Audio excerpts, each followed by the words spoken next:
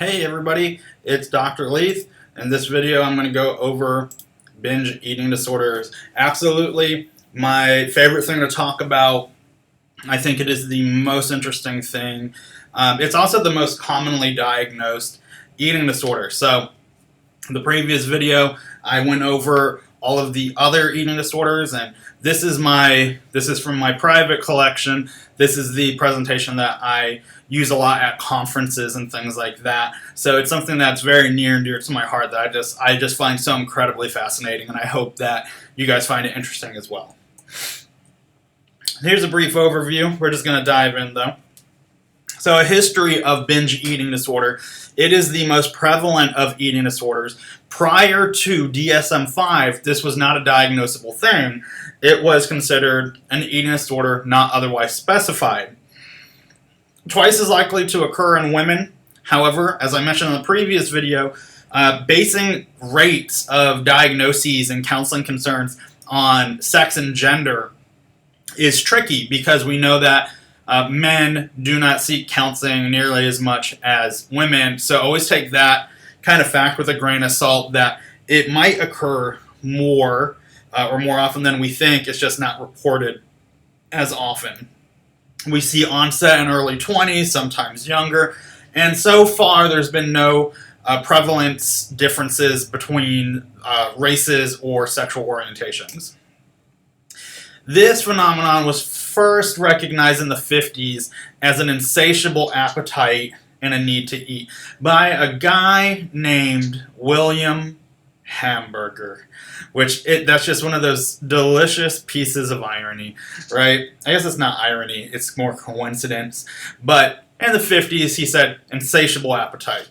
Then it became emotional eating, which is just like it sounds. DSM-3 briefly gave the ability to diagnose it with bulimia. Bulimia was binge and or purge. So binging alone was sufficient for a bulimia diagnosis. When the revised DSM-3 came out, they changed it to bulimia nervosa and then started to require purging, and that left binge eating disorder kind of outside of bulimia and outside of the ability to diagnose, unless you said it was eating disorder not otherwise specified, which we now call an unspecified eating disorder. So here are the symptoms. Let's go through them briefly. Take out your DSM, look at it, pause this video and kind of look at them. I'm going to read them.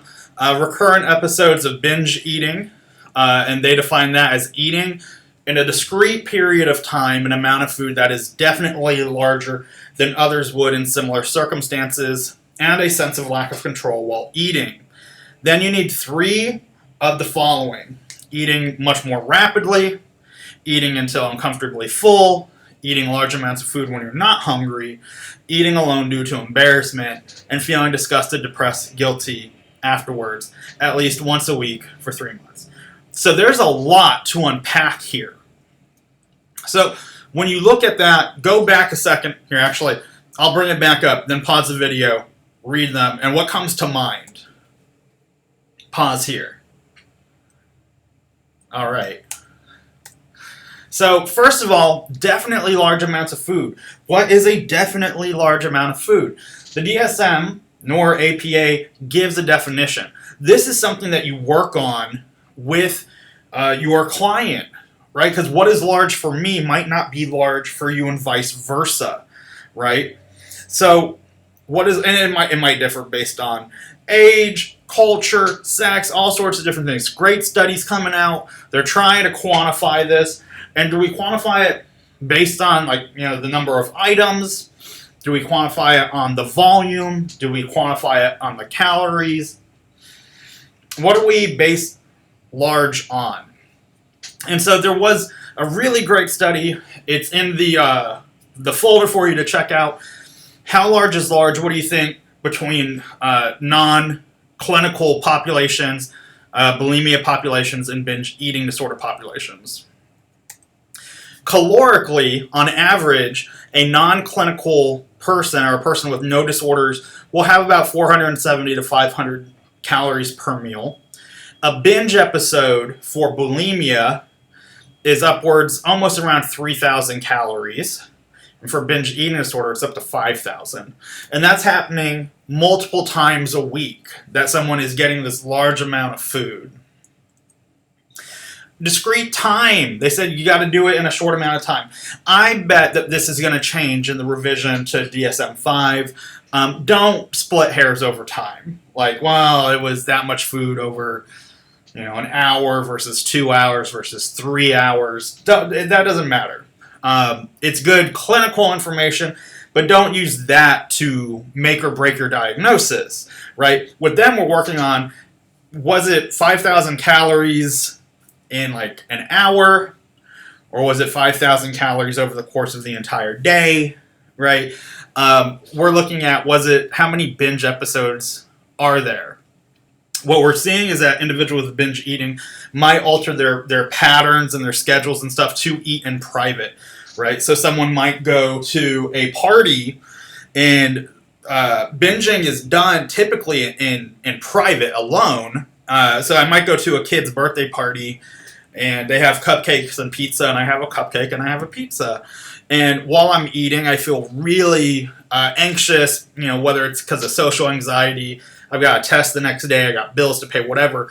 But I feel bad, but I don't want to binge in front of these other people. So what I do is when I leave, I will go pick up the food on my way, right? So I might graze throughout the day, but there's usually some episode, and that's really the point of it. There is an episode, a set amount of time where the binge starts and ends, right? The amount of time I'm less concerned about. The negative features, right? Think about this. Most individuals will experience, so like most of us, certainly I'm not the only one, we have had times where we ate much more rapidly than normal, or until we were way past full. We've eaten out of boredom, or we have had emotions influence what we're going to eat, and we're not really hungry, or cravings and things like that. Eating alone due to embarrassment.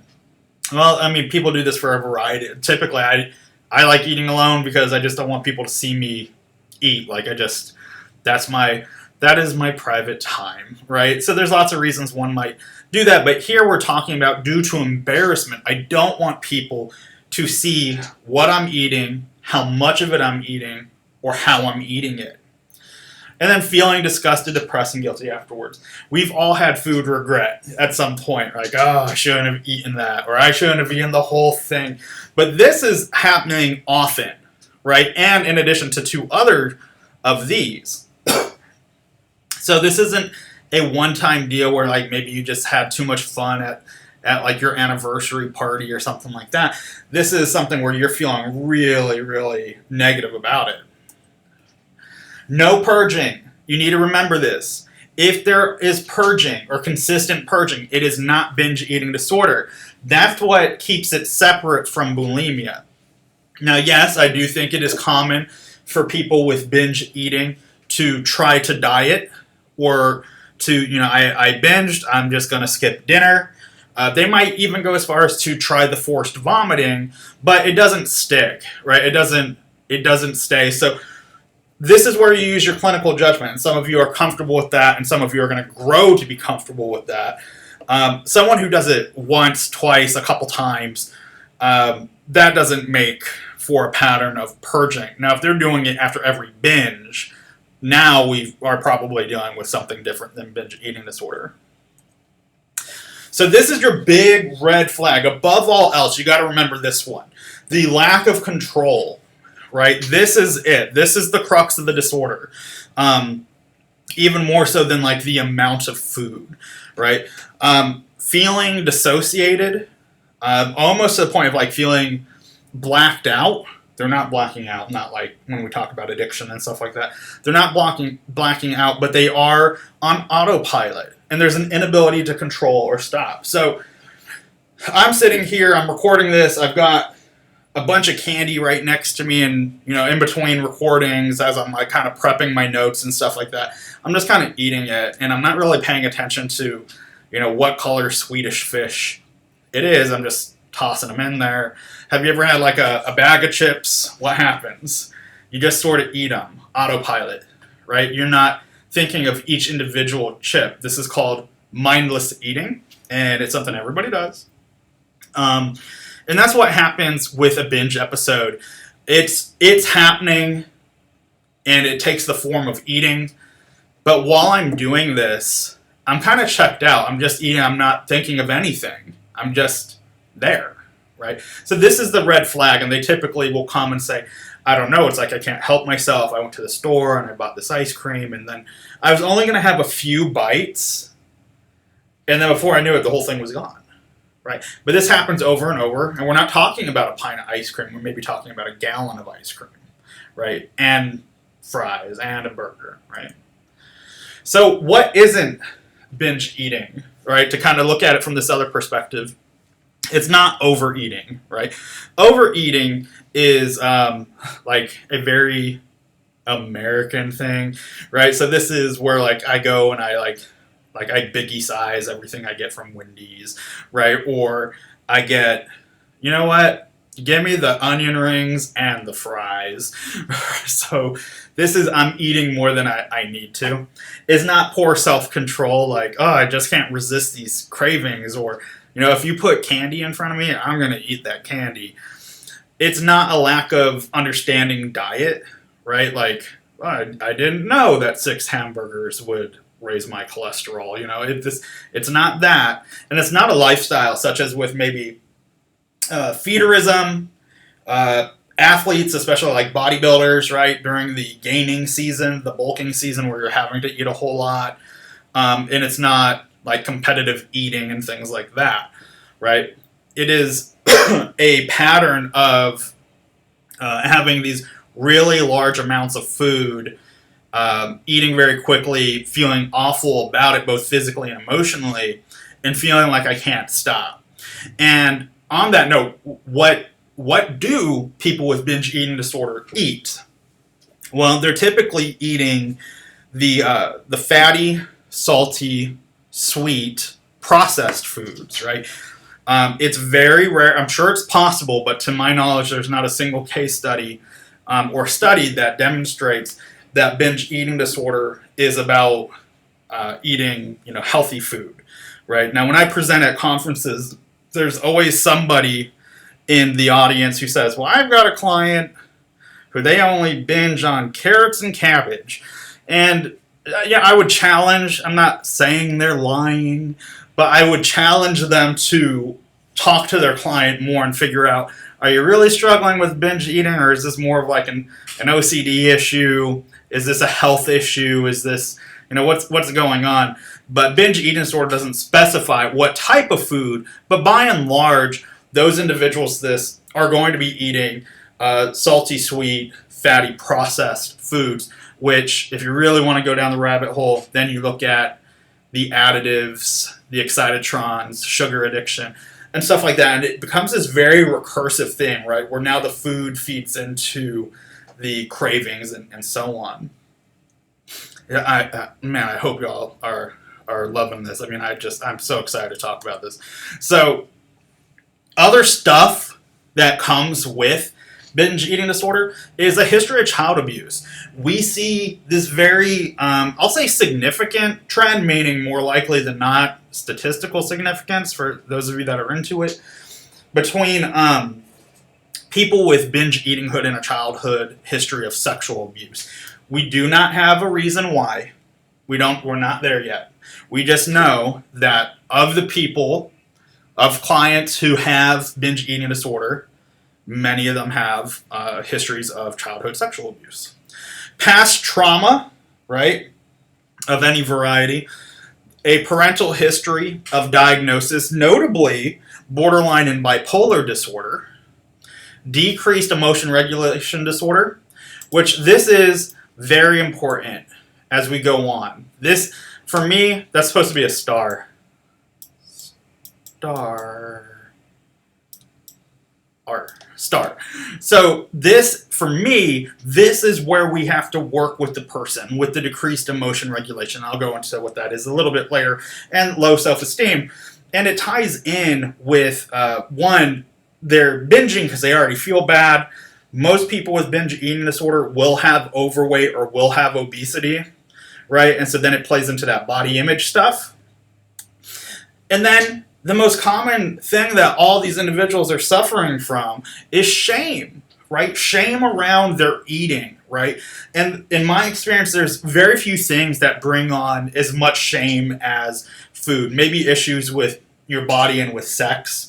And I'm not saying that there aren't other sources of shame. 100%. There's many. In my experience, the quickest way for someone to experience shame is to criticize their eating behavior or to criticize their body, right? And for these individuals, they might be getting a little bit of both, right? Are you really going to eat that? You're having more. Look how much he's eating. Thing for women, look at her. Or what do we say? They eat like a horse, right? What a pig. Are you going to really eat all that? And so that leads to the secrecy, eating alone. I don't want people to know. Not only do I not want people to see me physically eat it, I don't want you to know what I'm eating. Hiding food, just like what it sounds. I might hide, the box of Pop-Tarts, under the bed or something like that. Lying or under-reporting. And so for you, clinically, practically, when you're working with this person, I encourage you to engage in conversation with them. Tell me about what you eat. Use your silence effectively. You build that rapport. But if you just say, keep a food diary, right? Write down what you're going to eat. Or if you gave a checklist, they're not reliable because shame comes in and it prevents them from really disclosing what's going on. Anxiety over food and eating, sensitivity towards negativity, right? So bad news and criticism goes much further with them than it would with somebody without binge-eating disorder. An impaired reward and inhibitory system. So where else do we see that? With addiction, that's right. Impulsivity, especially around food. Low distress tolerance, so when stuff goes wrong, it goes really wrong. The low emotion regulation. So emotion regulation is a concept that comes out of dialectical behavior therapy. And what it is that, you will have throughout your life many different emotions. And there are some individuals who just can't regulate them. And for one reason or another, whether it's through trauma, it's personality, it's learned, doesn't matter right now. But emotion regulation is if you're mad, how can you handle that anger in a way that doesn't make things worse? If you are ashamed, how can you handle that shame in a way that isn't self-harming, right? And so think about your own self. When you get upset, what do? Do you just scream and throw things? Probably not. I would hope not. Do you just keep it to yourself? Some people self-harm. So an inability to regulate how one feels. In this case, when I feel bad, I will eat. And chances are, I'm willing to bet, when I feel great, I will eat. And especially with implicit, right? So this means automatic, right? It's autopilot. So as soon as something goes wrong, right? So my boss comes in and says, hey, I found some mistakes on your report. I feel really bad about it. I feel embarrassed. I feel angry. I feel criticized. And my mind automatically goes to, let's eat. Intense cravings, right? Now, what's the difference between hunger and a craving? And this is stuff that you would work on in session, right? What's the difference between hunger and cravings?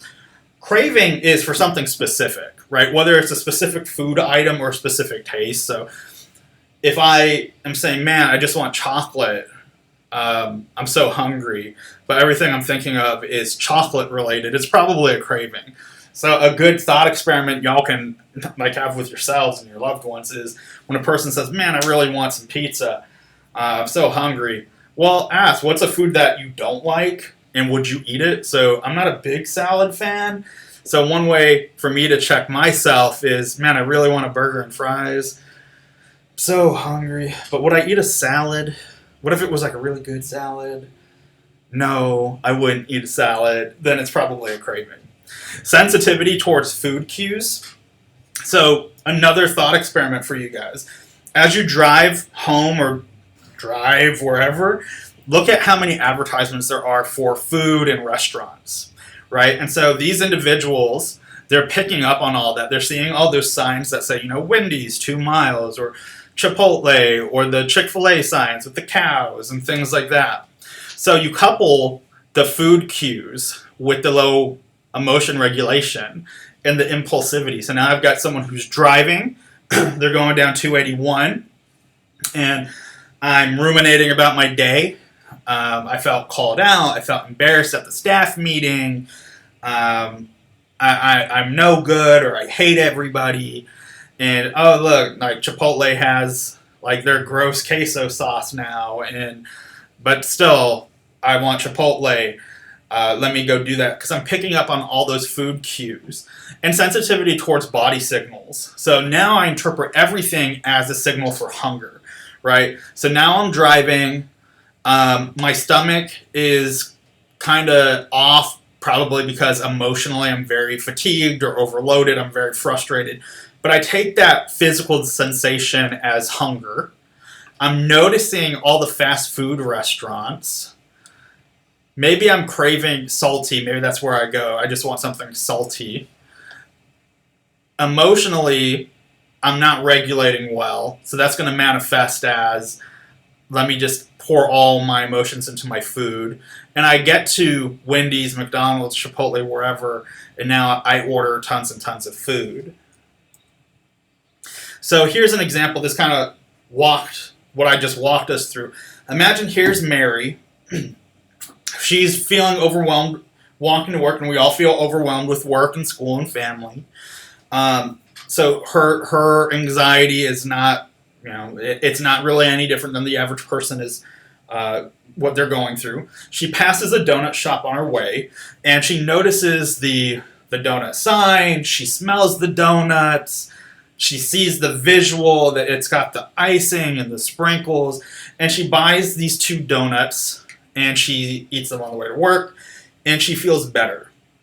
And now Mary is probably associating this with, I really like donuts, or I really like sweet things, or I've got the sugar buzz. At the end of the day, Mary's exhausted, and she's walking home, and she passes the same shop. Now she buys a dozen donuts, right? When she walked in, it was not a deliberate decision. This was walking in, I'll take a dozen, right? That's some of the impulsivity, it's the autopilot, right? And she knows as she's walking home, she has it, right? She has all this food, and she knows it's excessive, but she doesn't feel like she can do it differently. So what happened here is she saw the desirable food that activated her reward system, just like with addiction. The negative affect of being physically tired, frustrated at work, whatever else she has going in her life, leads to, I'm going to soothe myself with food, right? I'll eat. That's what I'll do, because I got the 2 donuts before and I felt good. The impulsivity, give me a dozen, right? Now think about it. Why a dozen, right? You might be thinking, but why didn't you just order the same 2? Because if 2 is good, then a dozen is blissful, right? So I eat a large amount of food, eat it by myself. I feel so ashamed of myself. I feel physically discomfort, or physically uncomfortable, and I feel guilty. And the process kind of repeats itself over and over and over again, right? Binge eating is about avoiding feeling bad, right? Remember when we talked about feeling dissociated during the binge? What do I feel when I'm dissociated? Nothing, right? This is just the mechanism through which I can get to that state. So if I had a really awful day at work, and I'm ashamed, and I'm angry, and I'm tired, when I'm eating, I don't have to feel anything. I'm just gone. That mindlessness we talked about. So I eat. And then you do anything enough times, it's going to become a behavioral thing, right? You get that neural pathway.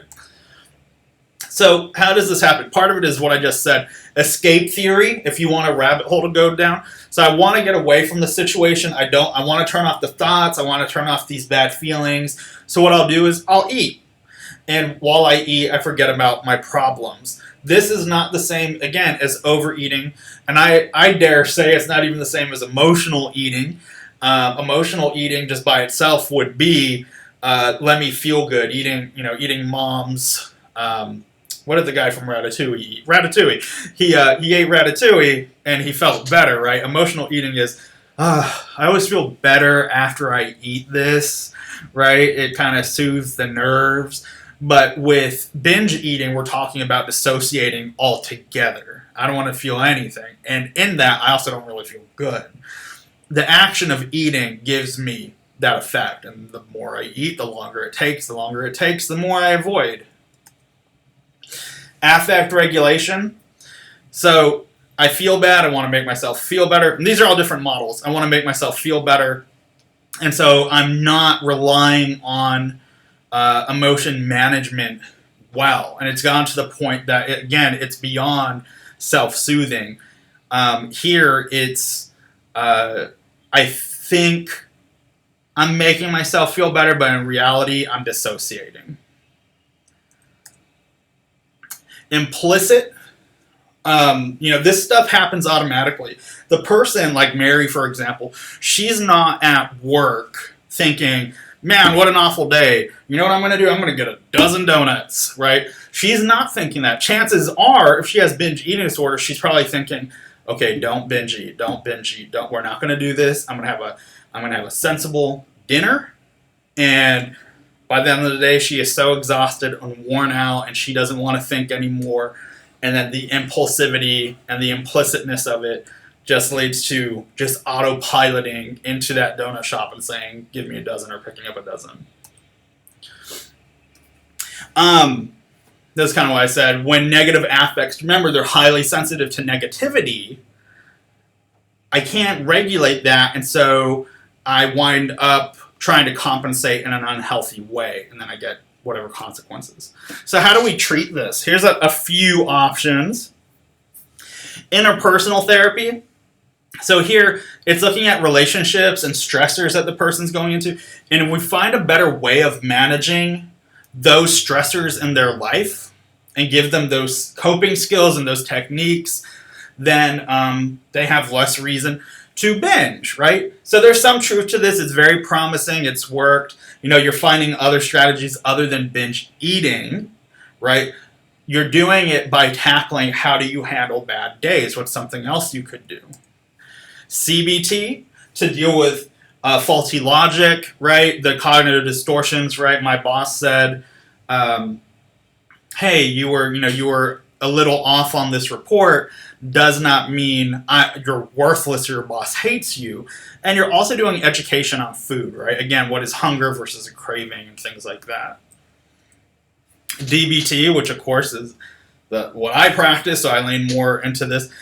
But you're working on mindfulness strategies to help identify feelings and to also help with hunger issues, retraining on what is hunger and what is satiety, right? When are you satisfied? How to handle emotion regulation, how to handle stressful situations via distress tolerance, and finding balance between, hey, it's okay to self-soothe and to want to escape and things like that, but you also have to do so in a healthy way. And then kind of the cutting edge, acceptance and commitment therapy, which if you're not familiar with, is sort of a fusion between CBT and existential, if you can imagine. Looking at values, what type of life do you want to live? What are your goals? Getting out of this mindset of there's nothing I can do. This is who I am. I just eat a lot. That's just me, and kind of breaking that and saying, well, no, that's the disorder. You are not a disorder.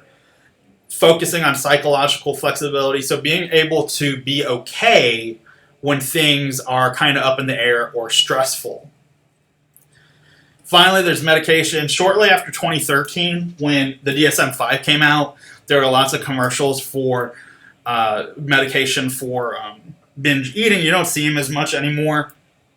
And so a lot of the medications that are recommended for binge eating disorder are actually designed to treat something else like anxiety or depression or bipolar. They happen to have a side effect of reducing appetite. This is Vyvanse. which is for ADHD, and it will stop your appetite. It'll crush your appetite. However, that's not the problem, right? Taking away a person's appetite isn't the same as taking away the binge eating disorder, because they're already eating when they're not hungry, or they're eating when they're full.